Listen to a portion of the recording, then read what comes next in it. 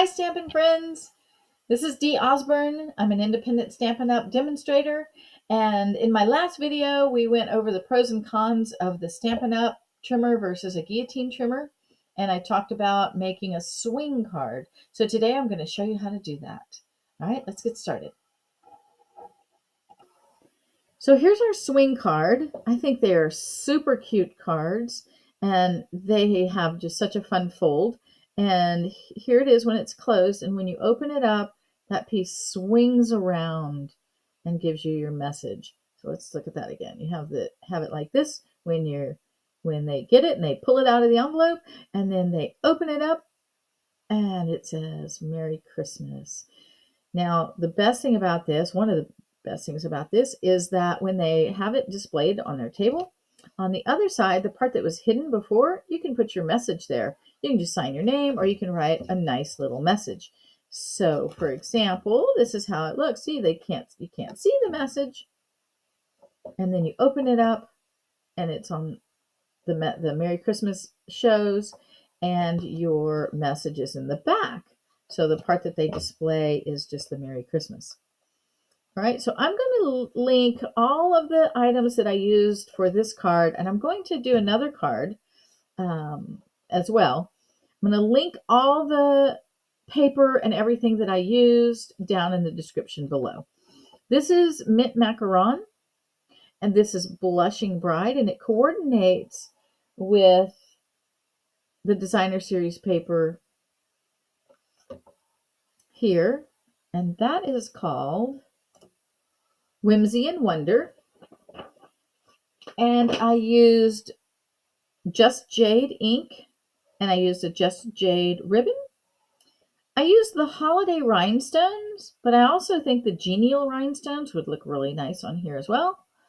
The trees came from Whimsical Trees. I stamped on full with Just Jade, and then I stamped off once to give it kind of that depth. I believe I said this is Blushing Bride, and of course your basic white. I did use the subtle embossing folder here because I felt like it was too plain without it. And as I made this card, I thought, wouldn't it be fun if all of this were Designer Series paper? So that's what we're going to do today. And don't worry, all of the product that I used for this card will be in the description below, as well as the product that we're going to use today, which is, we're going to start with this paper. And this paper is from the Sweet Stockings collection. We're going to cut it at 7 and 5.5. Okay. Then the next thing we're going to do is we're going to score it. And the reason that we're going to score it first is because it makes these cuts, I've done some of this already, it makes these cuts easier. It's a little hard to see the the numbers on this arm. So by scoring it first, you don't have to worry so much about the measurements, because you can start with the one measurement and cut it down to the score line, which I'm going to show you.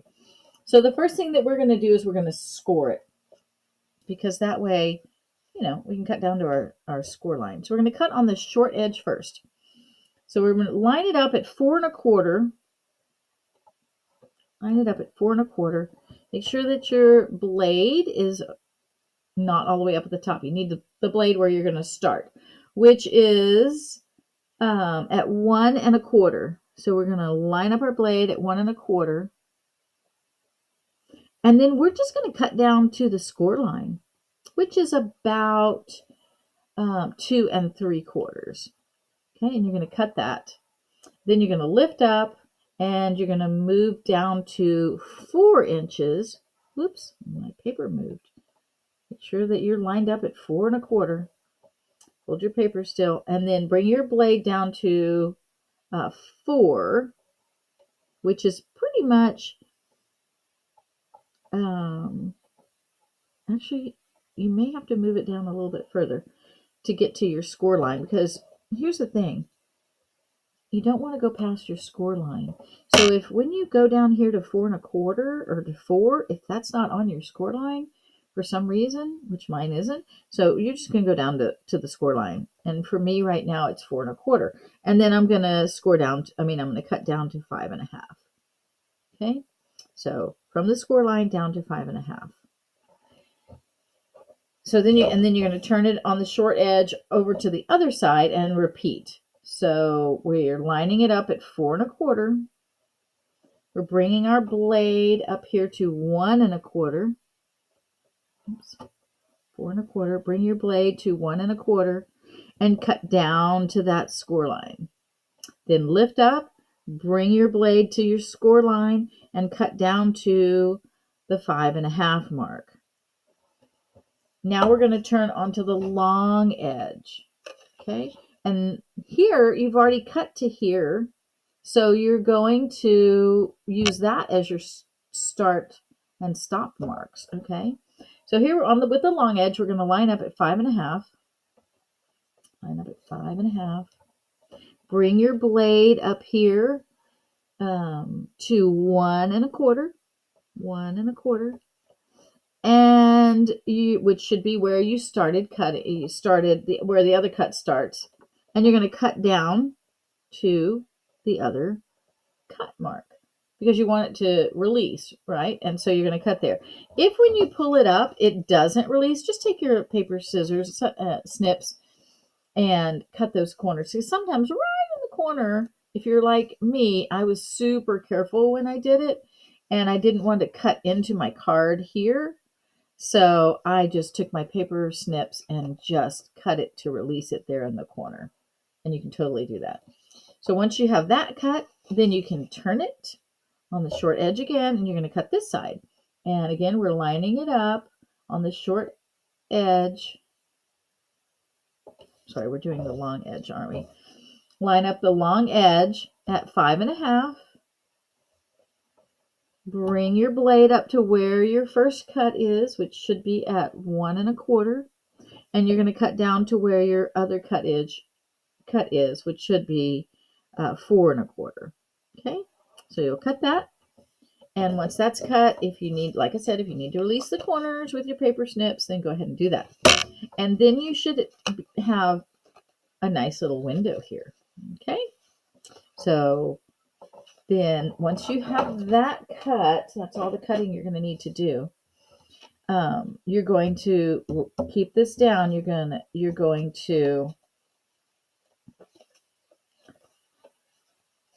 and this is where it gets interesting, right? So when you fold it, you don't want it to be on that side.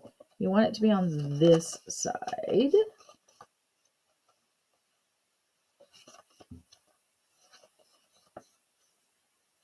And you really kind of have a choice. You can either have this paper on the front, or you can have this paper on the front, and you can do it like this. If I can get this. Like this. And this is the way I prefer it. Okay? If by chance you end up with something a little bit long like that, that's okay. We can just take our paper snips and we will cut that down. Okay? I don't know that I would cut too much because then you want it to match, but you could cut a little bit of it down so that it's nice like that. Okay? So then once you have that done, you're going to cut 2 pieces of I did cherry cobbler and basic white. So you're going to cut 2 cherry cobblers and 2 basic whites. And the cherry cobbler is cut at 4 1/4 by 3. And the white is cut at 4 by 2 3/4. Then you want to put it on here and you want to make sure that you've cut it to where it completely covers this. Let's do it like this so you can see it better. Where it completely covers that inside piece. Okay, and it's okay if it has a little bit of edge around the side. That's not going to matter. Okay, and you're going to put that on both sides. So let's do that. Okay, so I'm going to put a little glue on here. glue go in here. Come on. My glue isn't working.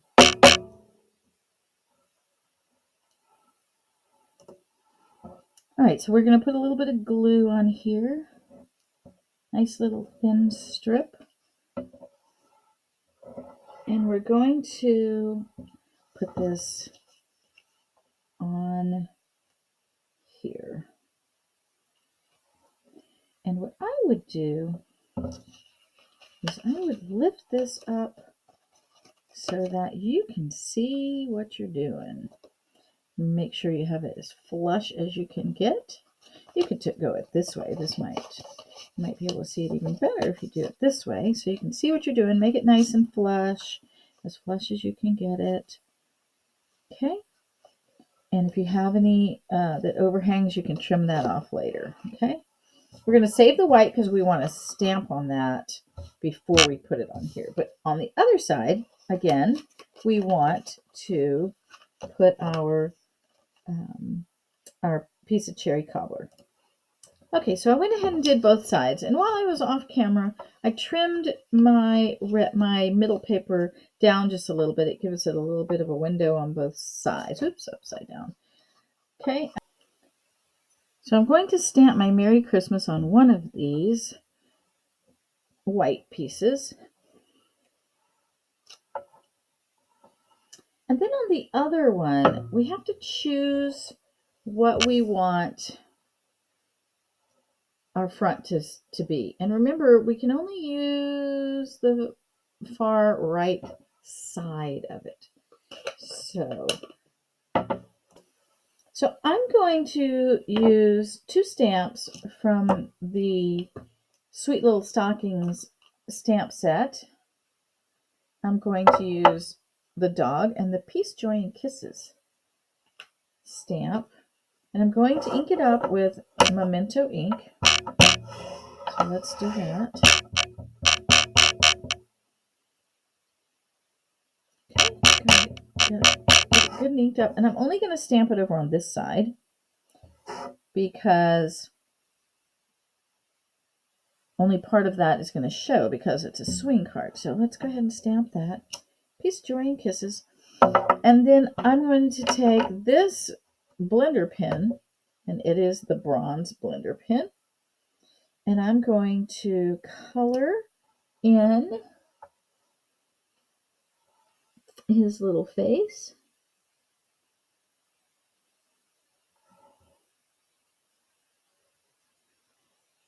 Okay.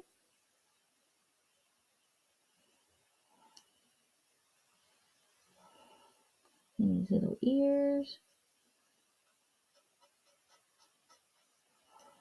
Looks like my blender pen is kind of not so good on that side. So we'll just use this side.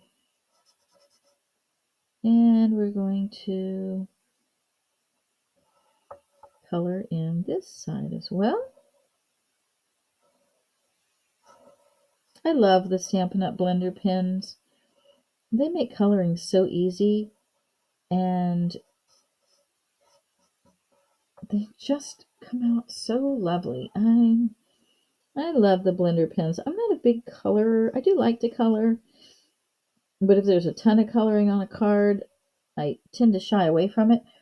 But these blender pens make life so wonderful. All right, so now I'm going to put this piece inside my card. So let's do that. Okay, so I glued that up, and I'm just putting it on that. So on there like that, so that I have my swing card. And then when I open it up, it says Merry Christmas. Okay, and I can sign it right over here. Now, I want to do one more thing to this card before I'm done.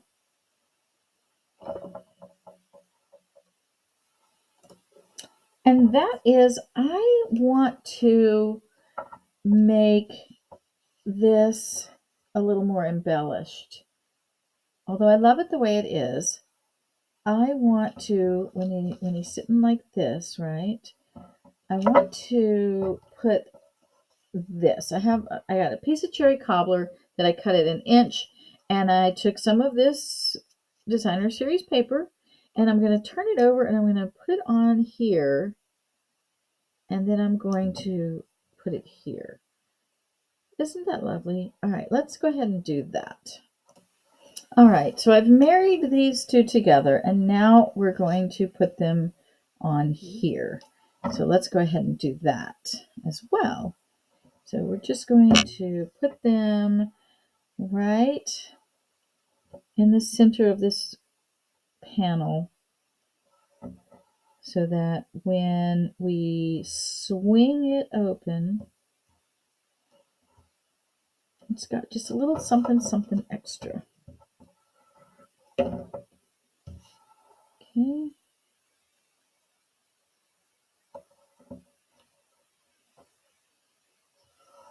So that's what our card will look like.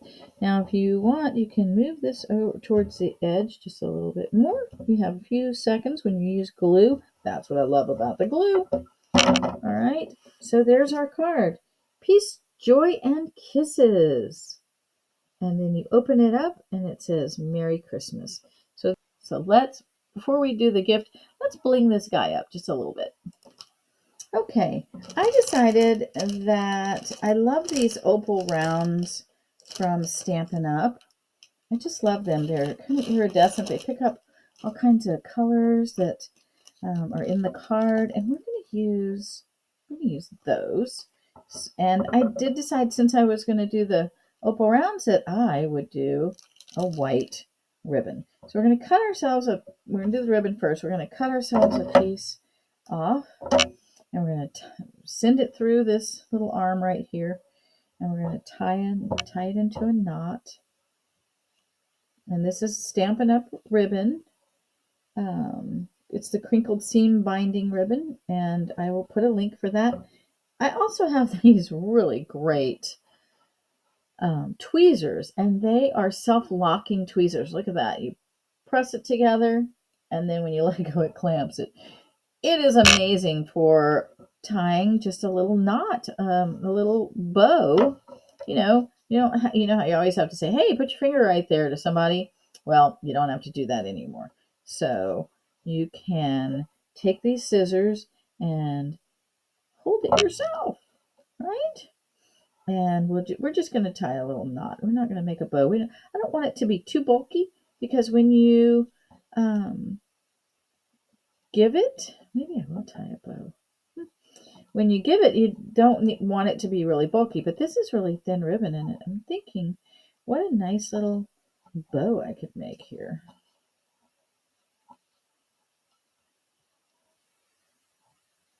Not thinking about a bow. I didn't leave myself very much ribbon, but I do have enough, and I can let go with this now, and I can trim this down. Make this side just a little smaller. There we go. Trim this one down. And if you want to put your bow on the other side right here, I think that would be super cute too.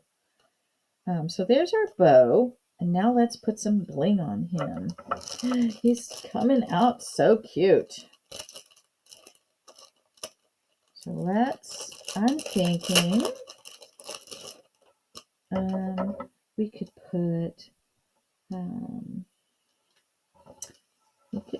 one of these. I like using my scissors for this. Put one of these right here.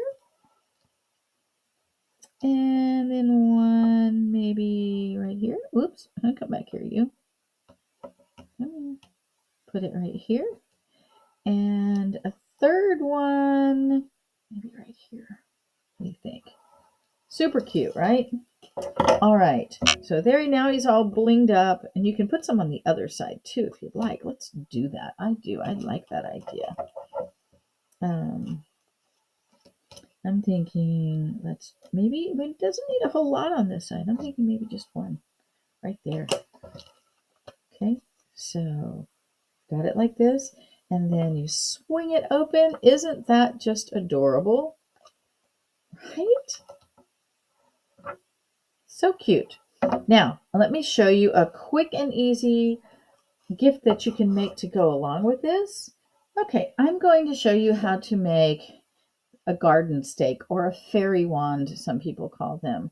And this would make just the greatest little gift to go with your card. You could give it to a child. You can give it to an adult. If you go to someone's house for Christmas, it's a great little thank you gift with a card. And it's so super easy to make. The first thing you do is you start with what's called an awl thread. And you can get them different lengths. You can get them at Ace Hardware. They're not expensive. And I cut this one down. This one, I believe, is, this one is 6 inch.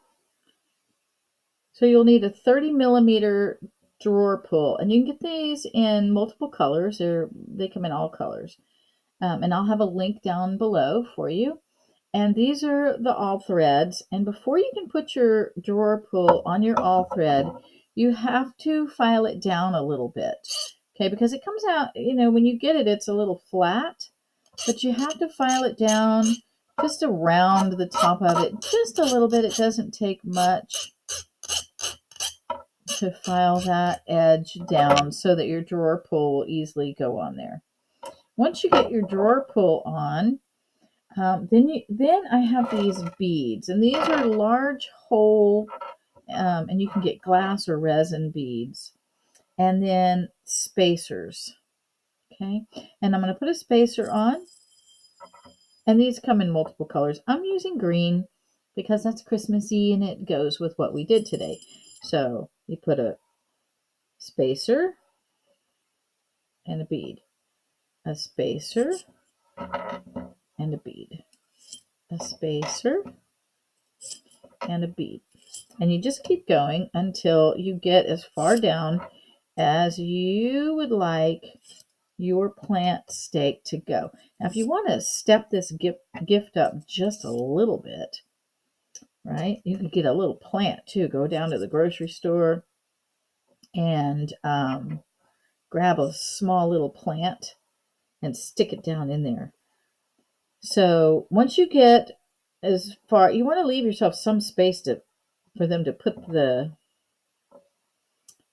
put it down into the plant. Then you this is called a stop bolt, a stop nut. Okay, and you get those at Ace Hardware. And you just put that on there. Oops. Put that on there. Okay, and once you get it started, you're going to need an 8, is this 8 or 9? 9 millimeter, what is this, like a crescent wrench? And you're going to have to screw this all the way down to there. So let's do that. Now this is the most time-consuming part of doing this, but it's not that bad. As you can see, I'm just swirling it around. You do have to file this edge as well to get the lock nut to,